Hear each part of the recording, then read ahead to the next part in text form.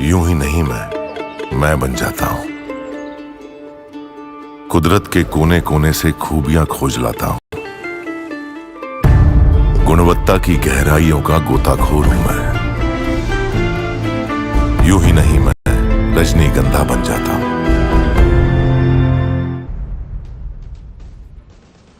महाकुंभ अपने आखिरी पड़ाव पर पहुंच चुका है। महाकुंभ के आखिरी वीकेंड और 26 फरवरी को आखिरी स्नान से पहले एक बार फिर प्रयागराज में भारी भीड़ उमड़ने लगी। लेकिन श्रद्धालुओं की भारी भीड़ की वजह से क्या फिर से महाजाम लगा है या फिर सब बढ़िया है? वीकेंड पर महाकुंभ जाने का आपको प्लान बनाना चाहिए या नहीं?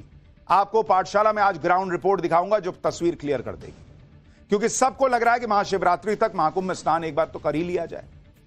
इतना हंगामा विपक्ष ने किया लेकिन सनातन की ताकत कम नहीं हुई। आस्था लोगों की नहीं हिली। मतलब ऑलमोस्ट 60 करोड़ लोगों ने स्नान किया है। महाशिवरात्रि को ही आखिरी स्नान है तो इसकी भी पूरी तैयारी हो गई है कि किसी तरह की कोई गड़बड़ ना हो। इसलिए तैयारियां देखने मुख्यमंत्री योगी आदित्यनाथ खुद 17वीं बार महाकुंभ जाने का प्लान बना चुके हैं। लेकिन योगी सिर्फ महाकुंभ को लेकर ही एक्शन मोड में नहीं है। सीएम योगी ने शांति और सुरक्षा के लिए ऐसे ऐसे फैसले लिए हैं जिससे खलबली मच गई, क्योंकि दूसरे त्योहार भी। महाकुंभ की ग्राउंड रिपोर्ट दिखाऊंगा, लेकिन पहले यह देखिए कि सीएम योगी ने साफ कर दिया और कह दिया कि परंपरा का पूरा सम्मान होगा लेकिन अराजकता नहीं चलेगी। सीएम योगी के बड़े फैसलों की बात करें तो महाकुंभ में श्रद्धालुओं को कोई परेशानी नहीं होनी चाहिए। महाकुंभ जो महापाप करेगा वो नहीं बचेगा। राज्य में अवैध तौर पर रह रहे घुसपैठियों और रोहिंग्याओं की जल्द से जल्द पहचान होगी। संबल हिंसा को लेकर सीएम योगी ने क्लियर कट कह दिया है कि जो दंगा करेगा उसको तो सजा भुगतनी होगी। इसके साथ ही सीएम योगी ने कह दिया कि तेज आवाज में लाउड स्पीकर नहीं बर्दाश्त किए जाएंगे। महाकुंभ और संबल पर सीएम योगी के ताबड़तोड़ एक्शन की पूरी डिटेल आज दिखाऊंगा, ग्राउंड रिपोर्ट दिखाऊंगा। लेकिन पहले कैसे उनके एक्शन का ग्राउंड पर असर हो रहा है वो देखिए। यह तस्वीर यूपी के संबल की है, जहां आज जुमे के दिन मस्जिद में लाउडस्पीकर की तेज आवाज नहीं सुनाई दी। मस्जिद के मौलवी बिना लाउडस्पीकर के छत पे चढ़ के अजान देते नजर आए। पहले तो लाउडस्पीकर लगा होता था, उससे आवाज जाती थी। अब ये योगी सरकार है, ये तो सबके लिए हिसाब बराबर रखती है मंदिर मस्जिद के लिए। तो कह दिया कि लाउडस्पीकर उतारो, तो उतर गया। तो मौलवी साहब ऊपर चढ़ गए, वहां से अजान देने लगे ताकि लोग नमाज के लिए पहुंचे। अब पब्लिक देख के कह रही है तो गजब हालात, जज्बात बदल गए। एक जमाना था कि कोई लाउडस्पीकर हिला नहीं सकता था मस्जिद का, आज मौलवी साहब को ऊपर से अजान देनी पड़ रही है। संबल ही नहीं, योगी आदित्यनाथ के एक्शन और तेवर का असर दूसरी जगहों पर भी दिख रहा है।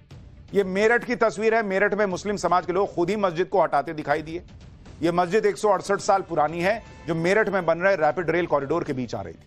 लेकिन जिस तरह सीएम योगी ने इस तरह के कामों पर एक्शन लेने के लिए अफसरों को टाइट किया है, उसका असर मेरठ में दिखा और मुस्लिम समाज के लोगों की बिना किसी विरोध के खुद ही मस्जिद को हटाने की तस्वीरें आई। सुनिए योगी के अफसरों ने किस तरह मुस्लिम समाज के लोगों को समझाया है। सिटी साहब कल आए थे, वो बोले भाई इसे आप हटा लीजिए, लिहाजा हम पे ऑर्डर आए हुए हैं, हमें इसकी एप्लीकेशन लगानी है और इसे आप नहीं हटाओगे आज तो हम कल को इसे बुलडोजर से हटा देंगे। ये आपकी मस्जिद है, अपने हाथ से हटा लोगे तो बेहतर है। तो आप लोग खुद ही हटा है। अभी हम फिलहाल अपने हाथ से लगे हुए हैं, लेकिन हमें लेबर नहीं मिल पा रही। लेबर ना होने की वजह से हमारे मस्जिद नहीं ढाई जा रही। तो हम एसपी सिटी साहब से इल्तिजा करते हैं, अपने हाथ से अपना हटा लो, बेहतर है। यानी एक तरफ अवैध निर्माण करने वाले बुलडोजर एक्शन से घबराए हुए हैं, तो दूसरी तरफ सीएम योगी के बुलडोजर मॉडल की धमक शादियों में भी दिखाई दे रही है। यह तस्वीर यूपी के झांसी की है, जहां दुल्हन की विदाई बुलडोजर के लंबे चौड़े काफिले के साथ की गई। दूल्हे के रिश्तेदारों ने कहा कि यूपी में बाबा जी का बुलडोजर फेमस है, इसलिए उन्होंने शादी को यादगार बनाने के लिए बुलडोजर से विदाई करवाने का फैसला किया। योगी सरकार के ताबड़तोड़ फैसलों और उन पर हो रही चर्चा के बीच संबल हिंसा की जांच में भी विस्फोटक खुलासे हो रहे हैं। कल हमने आपको पाठशाला में बताया कि कैसे संबल हिंसा की आड़ में सनातनी विष्णु जैन के मर्डर की साजिश रची गई थी। इन सारे खुलासों का जिक्र संबल हिंसा को लेकर तैयार चार्जशीट में किया गया है। संबल हिंसा को लेकर यूपी पुलिस ने 4000 से ज्यादा पन्नों की चार्जशीट दाखिल कर दी है। चार्जशीट में संबल हिंसा के दाऊद लिंक का भी जिक्र किया गया है। दुबई बेस्ड गैंगस्टर शारिक साठा का नाम चार्जशीट में भी शामिल है। चार्जशीट में बताया गया है कि हिंसा के आरोपियों के पास से विदेशी हथियार और विदेश से उन्हें मिले फंड की ट्रेल का भी पता चला है। पिछले साल 24 नवंबर को संबल में भड़की हिंसा से ठीक पहले वहां कई लोगों के बैंक खातों में असामान्य तरीके से पैसे ट्रांसफर होने का खुलासा हुआ है। इसके साथ ही हिंसा वाली जगह से विदेश में बनी कई गोलियां मिली। चार्जशीट में दावा किया गया कि संबल हिंसा में आरोपियों ने पाकिस्तान और अमेरिका में बनी गोलियों का इस्तेमाल किया। और पुलिस ने संबल हिंसा के आरोप में जिस मोहम्मद गुलाम को पिछले दिनों गिरफ्तार किया है, उसके पास से भी विदेशी पिस्टल और गोलियां बरामद। संभल हिंसा पर दाखिल चार्जशीट पर पुलिस क्या कह रही है, एक बार वो भी सुनिए, फिर आपको बताता हूं कि इस पर समाजवादी पार्टी के नेताओं का दिल कैसे फटा जा रहा है। तो अभी तक कुल 12 अभियोग पंजीकृत हुए थे, उसमें से 6 अभियोगों में पुलिस द्वारा चार्जशीट लगा दी गई है। कुल 12 मुकदमे जो लिखे गए हैं उसमें एक 9mm की पिस्टल, एक मैगजीन और 3 32 बोर की पिस्टल और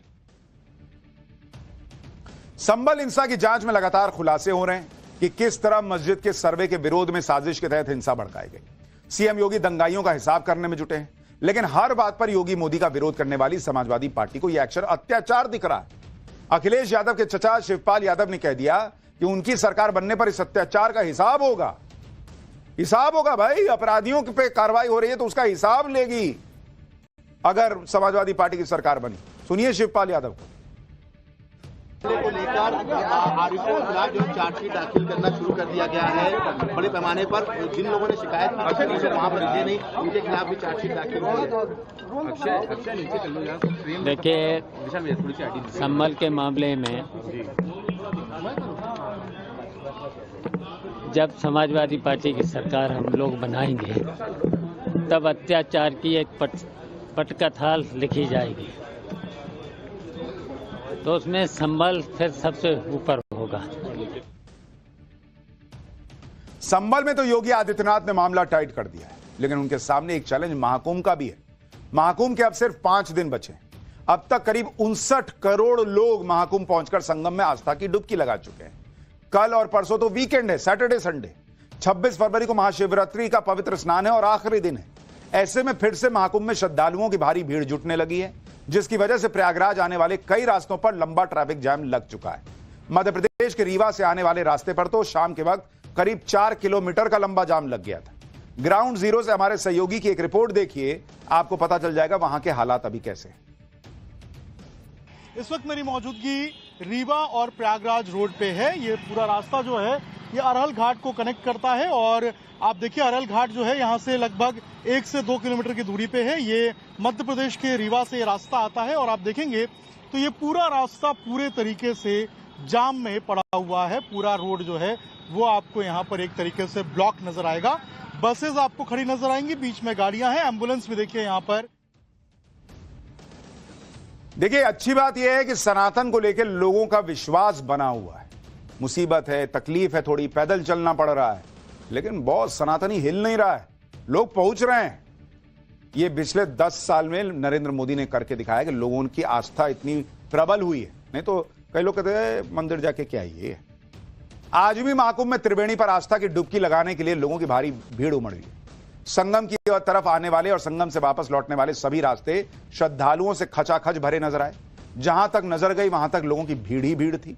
महाकुंभ में महाभीड़ पर ग्राउंड जीरो से हमारे सहयोगी की रिपोर्ट देखिए। इस वक्त हम संगम के एंट्री पॉइंट पर मौजूद हैं और यहाँ अगर आप देखेंगे तो संगम में स्नान करके जाने वाले लोगों की बड़ी संख्या में जो भीड़ है वो आपको नजर आएगी। कल शनिवार है और परसों रविवार है। ऐसे में ये आखिरी शनिवार और रविवार होगा इस महाकुंभ 2025 का। ऐसे में कल कयास ये लगाए जा रहे हैं कि भीड़ जो है वो आज की अपेक्षा और ज्यादा बढ़ सकती है। तो ऐसे में प्रशासन ने भी पुख्ता इंतजाम किए हैं।